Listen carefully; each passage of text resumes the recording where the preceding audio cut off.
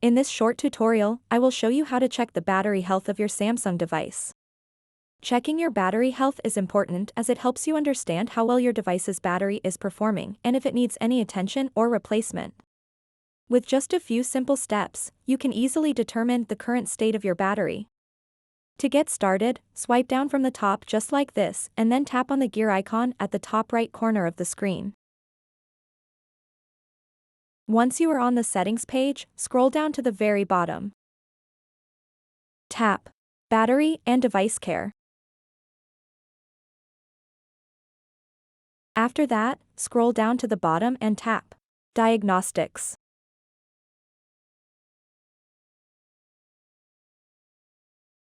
And then tap Phone Diagnostics. What you want to do next is scroll down and tap Battery Status.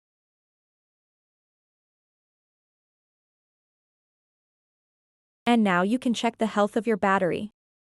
My Samsung device has a 5000 mAh battery, and the battery health is good. One thing I like to mention is that to use this diagnostic feature, you need a Samsung account on your device and an internet connection. So that wraps up this tutorial. If you have any questions about this whole process, please let me know in the comments section below.